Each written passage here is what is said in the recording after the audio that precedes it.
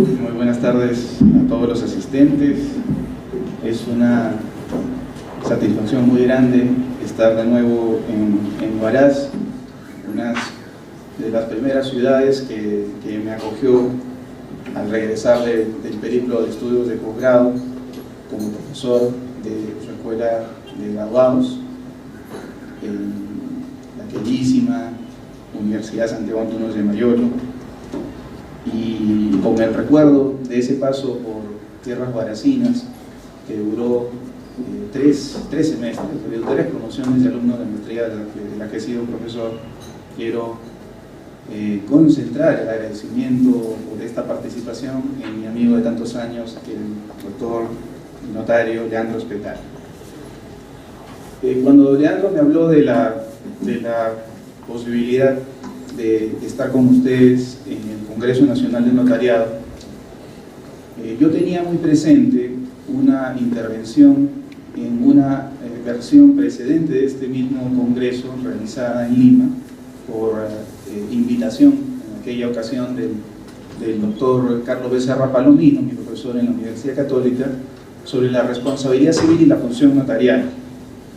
Es una ponencia que he tenido también oportunidad de repetir en otros lugares del Perú, porque el tema de la mala práctica en la función notarial lamentablemente es algo que a través de los medios parecería ser muy frecuente y agravia la imagen de los notarios públicos.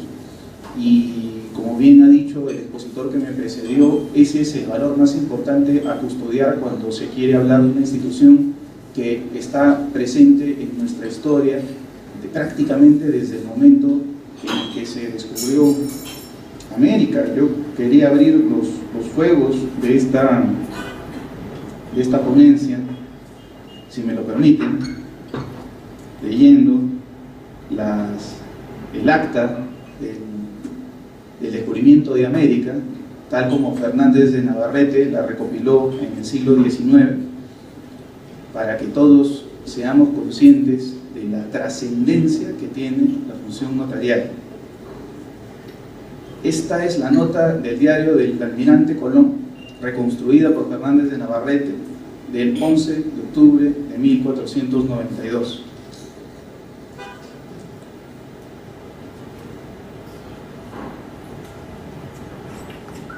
A las 2 horas después de medianoche pareció la tierra, ya es el 12 de octubre, de la cual estarían 2 leguas.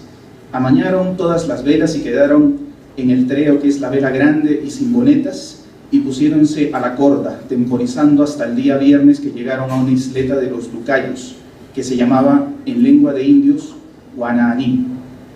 Luego vieron gente desnuda, y el almirante salió a tierra en la barca armada, y Martín Alonso Pinzón y Vicente Ane, su hermano, que era capitán de la Niña.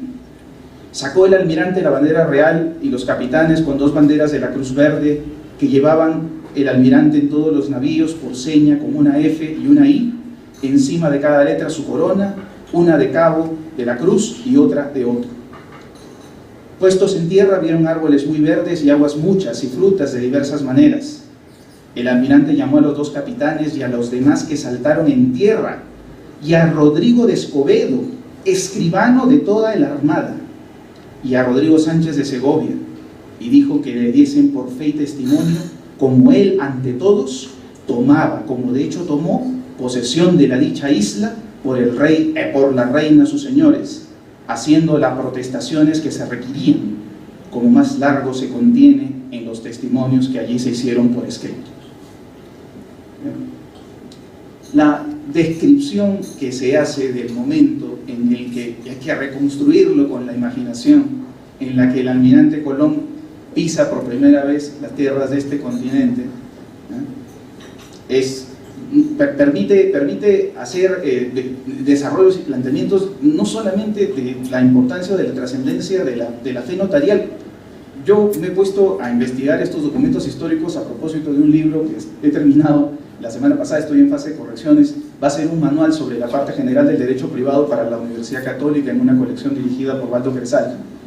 Y ¿Y cuál era la importancia de que existiera un escribano, un notario que diese fe, como acaba de decir el testimonio? Y si lo he leído con sus características de castellano antiguo, obviamente. Si el almirante estaba siendo víctima de un ataque constante de su tripulación, una tripulación que estaba desolada, que no veía tierra, que estaba demasiado tiempo en el mar, el almirante puso recompensas a la primera persona que viera tierra.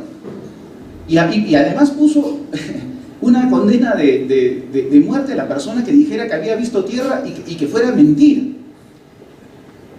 Era muy fácil para los tripulantes haberle quitado la vida. Había un don de mando, ciertamente, que lo tenía al reparo de esa agitación. Pero también habría sido muy fácil que él, apartado de las costas de España, de donde zarpó, hubiese señalado que había encontrado tierra y que pidiera más recursos a la corona, que volviera un barco diciendo que se había encontrado un continente. Y ahí la importancia de la fe real, vamos a decir, que daba este escribano cuando recién se pisó tierra en América. De la historia que les he contado, voy a pasar a otra que atañe directamente a los que estamos en el mundo del derecho privado.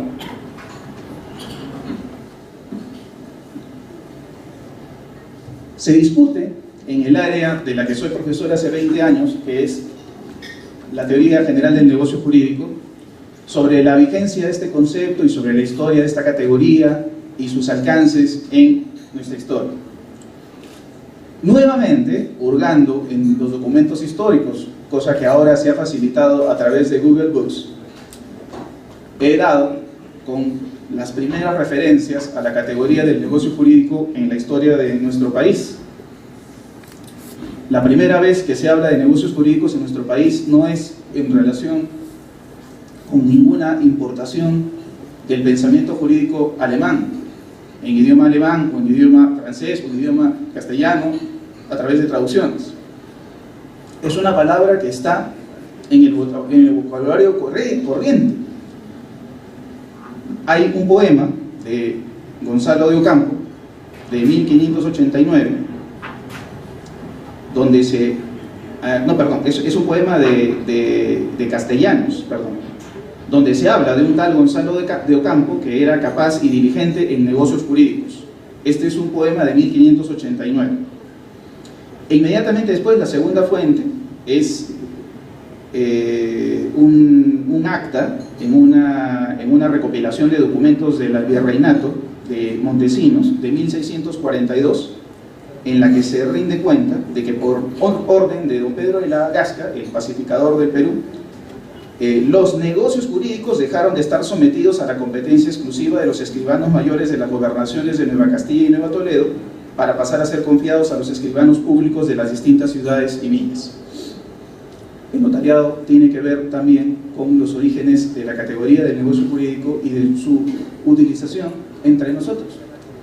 Este es un elemento con el que se debe complementar una historia de importación y de asimilación en el Perú de los modelos extranjeros, que ahora viene siendo materia de discusión. Es bueno que nuestros invitados extranjeros sobre todo conozcan y lo conozca también obviamente la comunidad jurídica ancashina. El dictado de los cursos como el de negocio jurídico ha sufrido una transformación muy grande en los años transcurridos. El Código Civil va a cumplir 34 años en este año 2018, y esto está representando en el dictado de las cátedras sobre parte general del derecho privado que el planteamiento de las distintas instituciones del libro 2 del Código Civil se haga teniendo en cuenta o teniendo muy en cuenta la visión sociológica que le dio a la utilización de las categorías extranjeras un pensador que hace poco nos dejó, como lo fue el profesor de San Marcos, Aníbal Quijano. Aníbal Quijano, tratando de encontrar una explicación a los problemas sociales de nuestro país, señaló como elemento fundamental de la falta de identidad de las comunidades latinoamericanas la europeización el eurocentrismo. No lo hizo en tono de acusación. Él dijo que la herencia colonial determina que en la cabeza de nuestros líderes sociales, de nuestros líderes de opinión, de nuestros políticos, de las personas encargadas de hacer que las cosas cambien, que sean más justas, existe una visión de nuestro país como una provincia europea.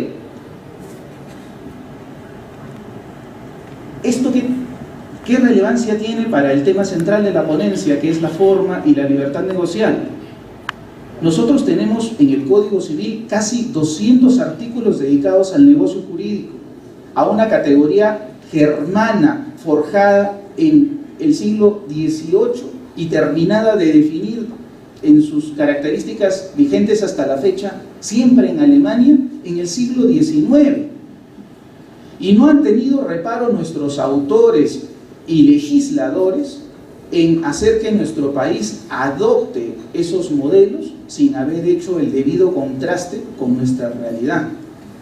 Si se hubiese tenido en cuenta, por ejemplo, la importancia de la función de los notarios desde el descubrimiento de América, desde estos documentos del siglo XVI y XVII, que son parte de nuestra herencia también, seguramente habría existido un reparo, un bloqueo mental a la decisión de traer a nuestro país como si nuestro país fuese, en la óptica de Aníbal Quijano, una provincia de Europa, una provincia de la Confederación Germana de comienzos del siglo XIX, toda la teoría del negocio jurídico. De resultas, tenemos un libro 2, más de 200 artículos, de los cuales se aplicará el 50% para comenzar. Tenemos un país en el que se litiga a cada momento porque no se entienden las categorías, no se entienden los remedios, las personas tienen una sensación de indefensión generalizada. Y esto es lo más grave. El Código Civil se ha forjado, ¿dónde? Se ha forjado como una visión centralista, sin tomar en cuenta en absoluto las necesidades y las expectativas del resto del Perú. Quijano no es acusador, Quijano fallecido octogenario, pero la generación a la que yo pertenezco sí es crítica y es cuestionador. Y mucho más, tengo 45 años, mucho más lo que nos van a suceder, los muchachos de ahora, de 25 y de 30.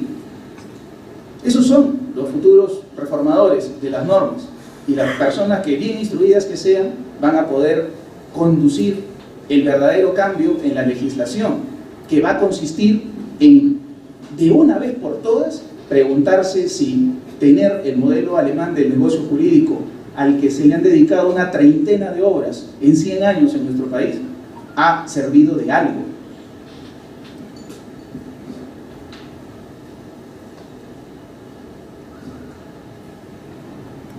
Solamente un ejemplo para entrar en materia. En todos los países europeos se considera que la acción de anulación de los negocios jurídicos es una acción de interés público y que el plazo de prescripción para demandarla, por lo tanto, debe ser imprescriptible. En nuestro país está sujeta a un plazo de prescripción de 10 años.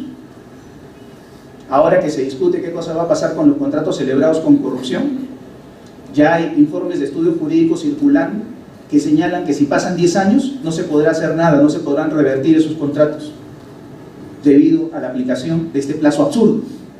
Ni siquiera el legislador del Código del 36, porque él, consciente de que la imprescriptibilidad tenía una razón de ser, lo fijó en 30 años. En un país donde los procesos judiciales, civiles y penales demoran alrededor de 6, van a terminar de pasar los 10 años y no se va a poder hacer nada. Yo no entiendo la falta de autocrítica, la falta de reflexión en sentido nacional, como quería Quijano, de quien delante de una computadora, de un ordenador, como dicen los amigos españoles, no medita sobre las consecuencias de escribir que si pasan 10 años, los contratos celebrados con corrupción no son atacables vía nulidad. Y cuando a esas mismas personas se les dice opinen sobre cómo se calcula el tiempo para el transcurso del plazo de prescripción de las acciones de la nulidad, dicen sin miramientos que se calcula desde la fecha de la celebración del contrato, cuando el modelo europeo manda que se calcula desde el momento en que se revela el vicio, se revela desde el momento de la causal, desde el momento que se puede ejercer el derecho, es que corren los plazos de prescripción. O sea, tenemos, este es el fenómeno que quiero poner ante vuestros ojos, y ahora vamos a verlo a propósito de la forma. Tenemos las mismas normas que los alemanes, pero en nuestro país funcionan en un sentido absolutamente contrario. Tenemos una norma que dice que los jueces pueden declarar de oficio la nulidad. No lo han hecho nunca. Nunca, en 34 años. Ni un solo caso en el que un juez al que se le pide ejecutar un contrato leonino, un contrato lesivo de los intereses fundamentales, haya dicho: este contrato no lo ejecuto porque es nulo, y ejerciendo una potestad que creó el derecho canónico. Esto ni siquiera es derecho alemán, es derecho canónico del medioevo, pasado a Francia, pasado a España, reconocido también en Italia, y que nosotros hemos copiado. El juez, ¿quién mejor que él? Es el que puede establecer si un contrato es nulo. Si se le pide ejecutar un contrato celebrado por un menor, ¿cómo no va a decir el juez que el contrato es nulo? Si se le pide ejecutar al juez un contrato en el que claramente a una persona adulta mayor se le ha hecho firmar un testamento, se le ha hecho firmar un contrato, sin las seguridades del caso, ¿cómo es que no va a poder ejercer su potestad de declararlo nulo? Pero no se ha hecho en 34 años de vigencia del actual Código Civil, y si le sumamos los años de vigencia del Código de 36, lo mismo, no vamos a encontrar ni una sola jurisprudencia al respecto. De Alemania vino con el negocio jurídico que el Perú recibió doctrinariamente en 1911 en la obra de un jurista del norte de Lima, un jurista olvidado hoy, pero que trabajó aquí, en Ancash. Se llamaba Francisco Samanamú, fue fiscal.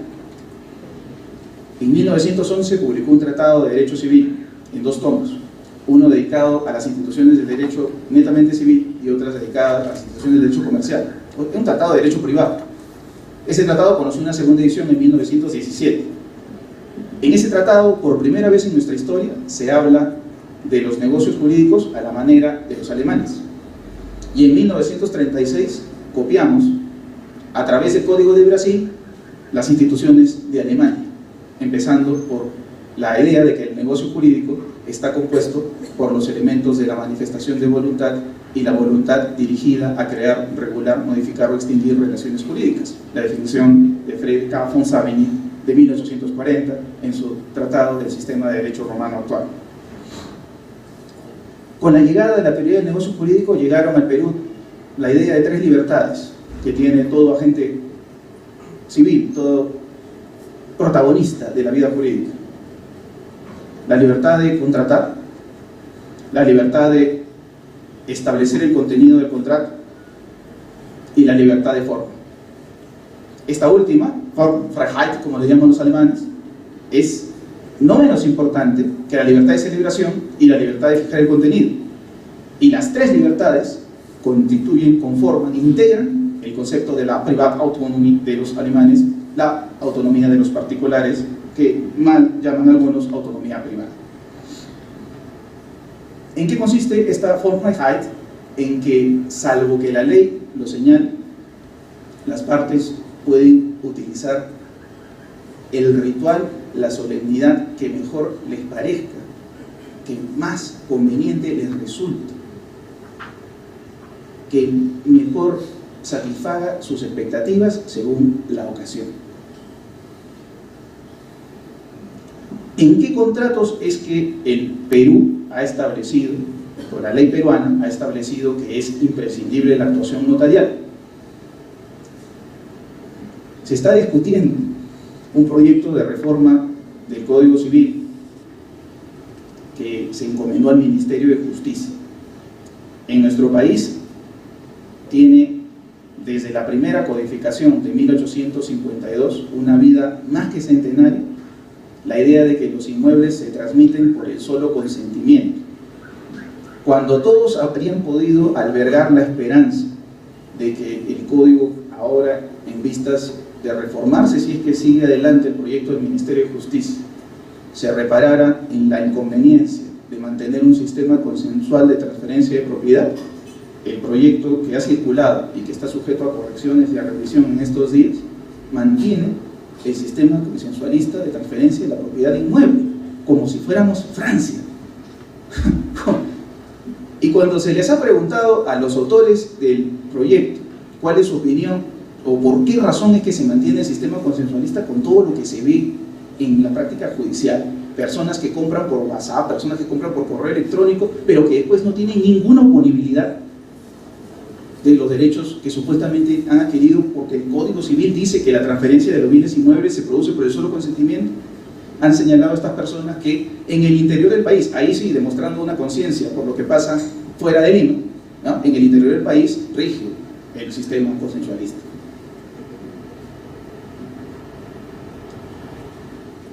Como decía Quijano en las ideas que he recordado, el jurista de ciudad, no dice jurista, él no habla no se refiere al derecho, se refiere a los líderes de opinión en general, a los actores de la vida política, social.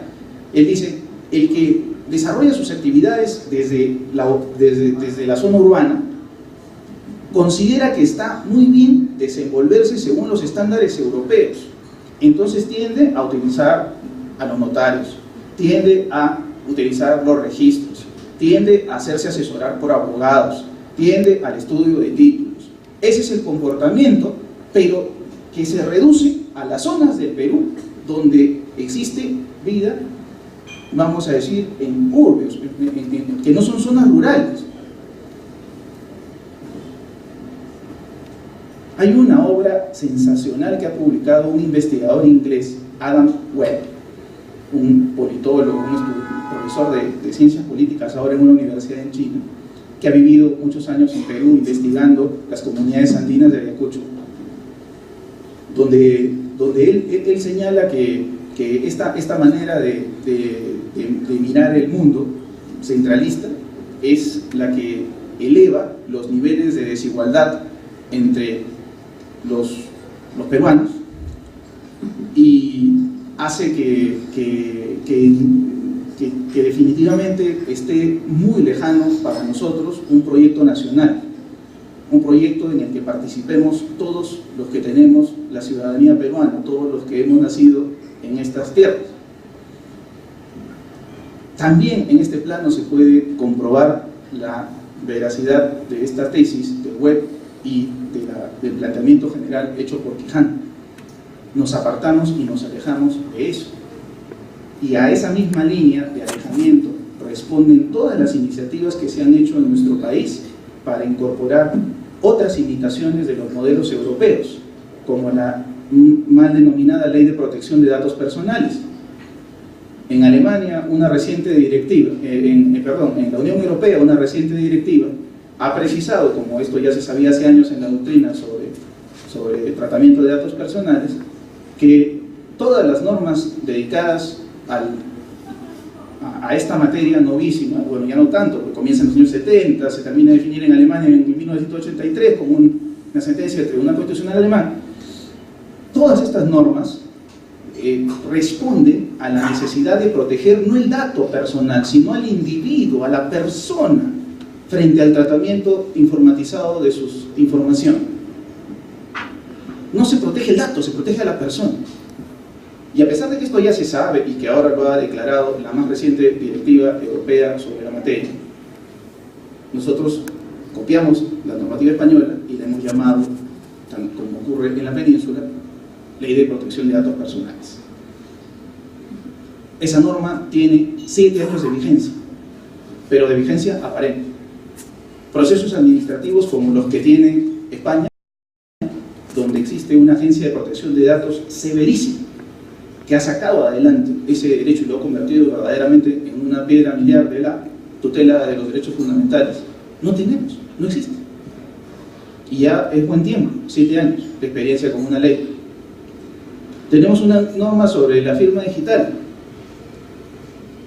pero es una norma estéril, porque no se ha hecho ningún avance en, que me corrijan los notarios que están presentes, en las escrituras electrónicas, que deberían ser el complemento de esa idea de que existan las firmas digitales. Hace poco, un cliente, como ha señalado mi presentador, soy abogado de un estudio transnacional, chileno, colombiano y español. Un cliente nuestro que va a hacer una urbanización con 1000 casas, tenía la necesidad de agilizar la firma de los contratos de las futuras casas que van a poblar esta urbanización. Entonces estaba evaluando si es que debía recurrir o no a los servicios notariales, porque multiplicados por 1000 y constantemente hasta que se terminen de pagar todas las cuotas es contraproducente. Y un proveedor internacional del servicio de firma digital le dijo a nuestro cliente, y nosotros hicimos un informe al respecto para desmentirlo, que el sistema de las firmas digitales prescinde del servicio notarial y que abarata costos.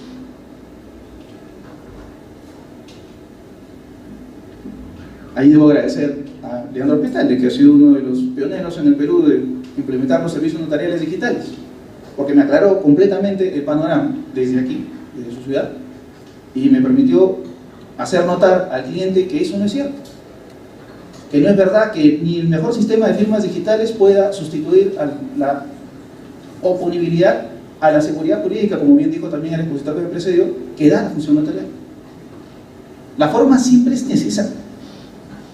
Si solamente le dedicara yo mi atención a otro de los puntos que ha señalado mi predecesor, el tema de la tutela del consumidor y la función notarial, tendríamos para hacer un seminario completo. Porque hoy en Europa, señores, contra la idea de la Formfreiheit de los alemanes, de la libertad de forma, se habla en los estudios de derecho civil de un renacimiento legítimo del formalismo.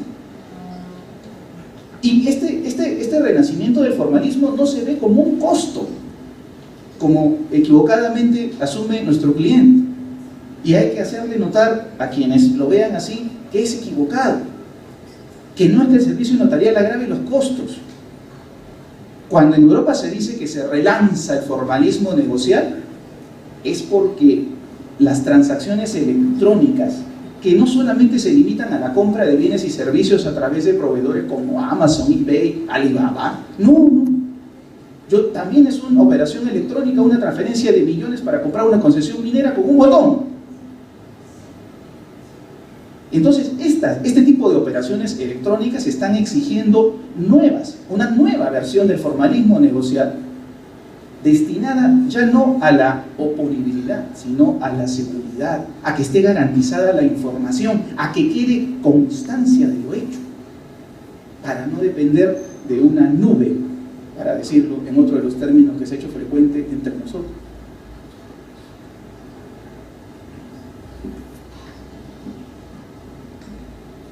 Yo no manejo estadísticas sobre el trabajo de los notarios entre nosotros, pero soy usuario de los servicios notariales desde que estaba en la universidad y fui a legalizar mi título para presentarlo a la Embajada de Italia y poder irme a hacer mis estudios en el extranjero.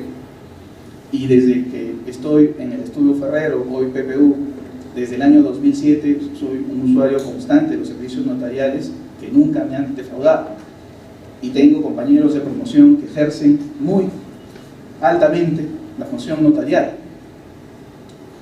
Pero como no manejo estadística, lo que he observado, y me mentirán los notarios presentes del Perú, es que el notariado, a raíz, no sé si de la generalización de los servicios o de la ampliación de los servicios, existen más notarios ahora tal vez, o a raíz de que en verdad las personas están equivocadamente mirando el servicio notarial como un costo, que no debería existir si es que se mantiene esta norma absurda, pues de que la transferencia de propiedad de inmuebles se hace vía consenso. Pero, en fin, nadie en el Perú, creo yo, está seguro con un papel o un documento o un WhatsApp donde se diga que se está vendiendo una casa. Pero, en fin, los codificadores parece que siguen teniendo la esperanza de que es así. A raíz de esta, cualquiera que fuera la razón, de este recorte, ¿no?, del campo habitual del trabajo notarial, el notariado ha conseguido abrirse paso como protagonista de la vida negocial. como protagonista del comportamiento humano con consecuencias jurídicas. Ahí está la intervención de los notarios en los procesos no contenciosos para demostrar. Y ahí está la intervención de los notarios en una de las instituciones más nobles que se ha podido producir en nuestra legislación recientemente, como lo es la curatela notarial. La curatela notarial, lo señalo habiendo sido miembro de la Comisión del Congreso que elaboró el proyecto de ley de adecuación del Código Civil a las normativas internacionales sobre protección de las personas con discapacidad. Esa ley que creó la curatela notarial, es decir, antecede todo el movimiento de adecuación del Código Civil a las normas internacionales sobre discapacidad, con una propuesta, ¿sí?, inspirada seguramente también en algún movimiento europeo, limitada a la tercera edad, pero que en el Perú se ha convertido en un mecanismo que salvaguarda la autonomía de la persona adulta mayor. Es un punto de partida fundamental para cualquier proyecto que pretenda hacer que en nuestro país la inclusión social, la verdadera inclusión social, se realice. Nuestro país, por tradición, y esto ya se revisó en Alemania, se ha revisado en Italia, en Alemania ha desaparecido la interdicción, en Alemania han desaparecido la curatela, la han reemplazado por un sistema de asistencia. Estas cosas es paradójico conocerlas porque uno las ha visto, las he vivido. Yo he hecho mis estudios fuera y he vivido medio año en Alemania, y todo esto lo he conocido directamente para poder criticarlo y cuestionar. Pero cuando se quiere hacer la adecuación a Perú pasa siempre algo. En lugar de hacerlo general, en lugar de no concentrarnos en la persona adulta mayor, se ha establecido un sistema de curatela notarial solamente para las personas adultas mayores que deseen apartarse de la línea rígida del Código Civil que establece hoy, contra las normas internacionales sobre discapacidad, que en caso una persona no pueda valerse por sí misma, tiene que ser representada civilmente por curadores. Y estos curadores son definidos por el legislador, el cónyuge, los hijos, los ascendientes, los hermanos. Esto para los estudiosos de la discapacidad y para los activistas de la inclusión de las personas con discapacidad es ofensivo. La curatela la consideran ellos un sinónimo de muerte civil. La interdicción es una muerte civil, dicen. Si quiero verdaderamente proteger a una persona con discapacidad, le tengo que garantizar su autonomía, la posibilidad de valerse por sí misma hasta el final. Y la curatela notarial a la peruana es una que logra eso, por lo menos en el caso de las personas adultas mayores. Una señora octogenaria acudió a nuestra firma para nombrar curador notarial después de que le dijimos que la ley estaba en vigor y que ya la estaban aplicando las notarías con eficacia. Después de que le confirmamos todas nuestras perspectivas de lo conveniente que le resultaba nombrar curador notarial, se acercó a la firma, como les decía, para hacer el trámite. Llamamos al notario, que tuvo la gentileza, como se trataba de una persona adulta mayor, de ir a nuestro estudio. Le confirmó o le reconfirmó la información y le tomamos la palabra a la señora sobre qué cosa quería hacer con su integridad si es que por cualquier razón caía en discapacidad. Y la señora dijo: a ver, sugieran. Señora, usted desearía que, si usted, Dios no lo quiera, o en muchos años tiene una enfermedad que le impide, por ejemplo, hablar como está hablando ahora con nosotros, ¿desearía usted que su representante fuera su esposo? Y la señora, sin ningún miramiento, nos dijo: no, no, mi esposo es el último, la última persona en la tierra que yo quisiera. 60 años de casada, pero no quería que sea el esposo. Bueno, sí, la señora tenía 3 hijos, entonces pasamos a la segunda opción, que dice la ley. Señora, entonces, bueno, alguno de sus 3 hijos recibirá el honroso encargo. No, no, no, de ninguno de mis hijos, no, cada uno peor que el otro, no, no quiero, ninguno de ellos. O sea, la señora, sin conocer absolutamente nada de la ley, estaba expresando el sentimiento del verdadero protagonista de la regulación. Qué pena que no se haya pensado en esto, ¿no?, al momento de redactar y hacer una norma que tampoco está siendo, dicho sea de paso, objeto de modificación en este proyecto que está circulando. A pesar de que ya tenemos norma de curatela notarial, no se está tomando en cuenta el aporte para decir, oye, esto de acá es completamente supletorio o esto de acá no existe. No tengo por qué imponerle yo un curador a nadie. Al contrario, debería incentivar que nombren curador notarial, para que sean ellos mismos los que lo hacen. La señora dijo lo siguiente: quiero que mi nieto, o sea, mi nieto de este estirpe, porque tenía 3 estirpes, él sea mi curador para todo lo relativo a la administración de mi patrimonio. Y quiero que mi nieta, de otra estirpe, sea la encargada de tutelar todo lo relativo a mi integridad física. Si algún día alguien habrá de decidir que yo me vaya a un hospital, a un asilo, que reciba un tratamiento médico, quien me va a representar es mi nieto. Tal cual. Afortunadamente hasta ahora la señora no ha tenido que usar la curatela notarial, ya va rumbo a los 90 años. Es una persona muy activa, una persona que ha hecho mucha empresa durante toda su vida. Pero qué buena manera de conocer directamente los efectos de las leyes que tienen visión, de las leyes que tienen buena perspectiva y que habían sido inconcebibles sin contar con el auxilio de la función notarial.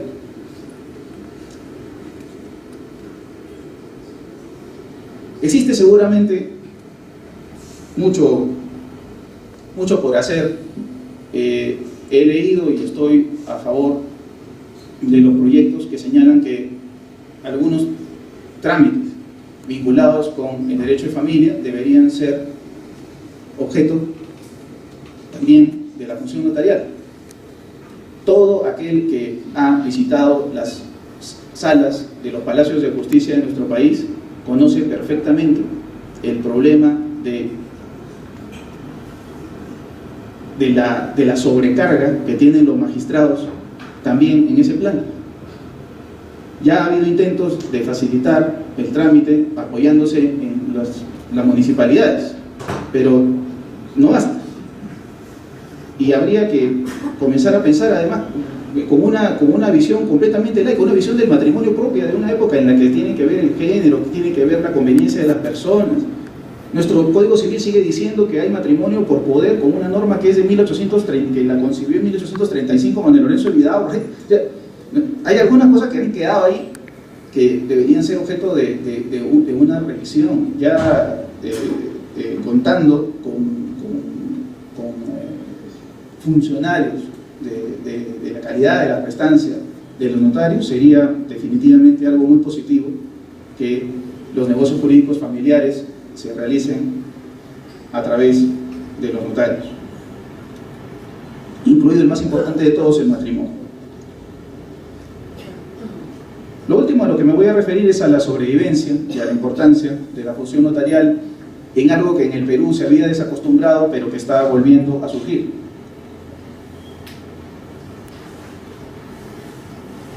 Me refiero a los negocios jurídicos testamentarios. El Perú no se ha caracterizado históricamente por ser un país de grandes fortunas, ni ser un país en el que hayan existido, digo yo, multitudinariamente personas con la formación necesaria o la cultura internacional necesaria para conocer cuán trascendente puede ser la manifestación de última voluntad. Pero recientemente esto ha cambiado. No sé si será un fenómeno exclusivamente capitalino, pero los pedidos de elaboración de testamentos en lo que atañe a la firma a la que yo pertenezco es constante. El testamento es visto como un elemento que le permite al titular del patrimonio ordenar sus negocios familiares, irse de este mundo con la tranquilidad de haber dejado establecidas reglas que ruegan en el texto del testamento que sus sucesores respeten. Entre los testamentos que más se utilizan, todavía solamente las personas muy mayores son las que todavía practican el hológrafo, está desde luego el testamento por escritura pública. Y en cuanto al testamento por escritura pública, existe cada vez más una demanda de los usuarios y los interesados para contar, como es obvio, porque las formalidades en materia testamentaria son de observancia obligatoria y determinan una nulidad de pleno derecho, dice nuestro Código Civil, si no se observan, con el auxilio notarial.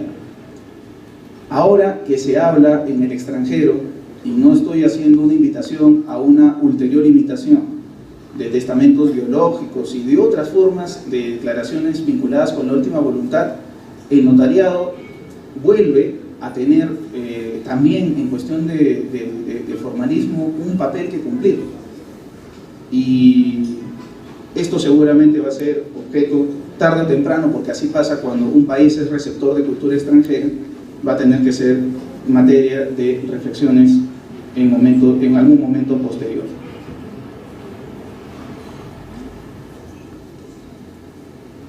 En suma, creo que el panorama de la función notarial en lo que atañe a la actividad negocial de los particulares es todavía muy grande y muy importante.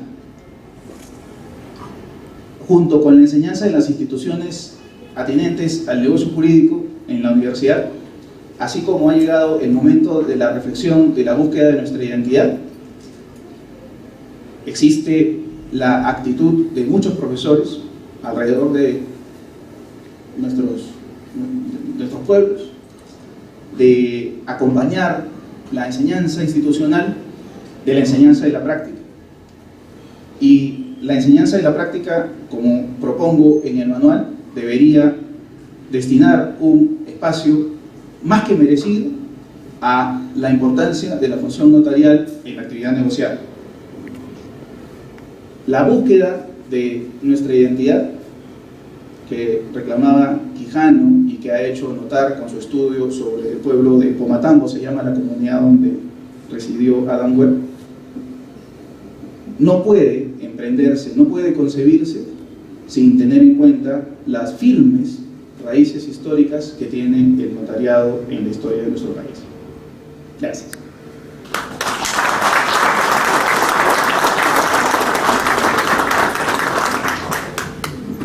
La gentileza de venir hoy día y hoy mismo retorna.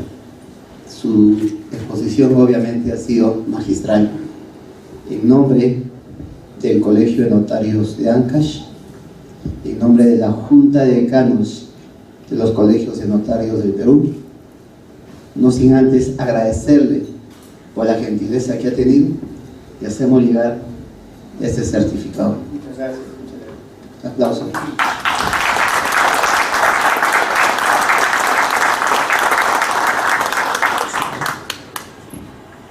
Pero además, doctor Gleiser, un pequeño presente grabado en alto relieve con nuestro tradicional pisco peruano y con su nombre incluido. Estamos ofreciendo un trago de muña, que es una hierba aromática, digestiva, medicinal, que sumada a la calidad de nuestro pisco le hace un trago extraordinario. En nombre de la Junta de Decanos y del Colegio de Notarios, entréguele por favor. Gracias.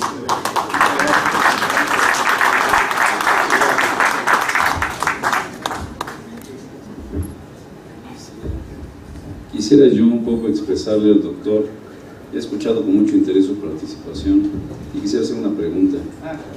¿Recuerda usted quién dijo que el notariado era el faro en el mar que iluminaba las naves hacia un camino seguro? Bueno, lo dijo Carneluti y no era notario. Entonces le felicito a usted porque lo que ha expresado ha sido una claridad sobre la función notarial y no es notario por lo que entiendo. Felicidades. Gracias.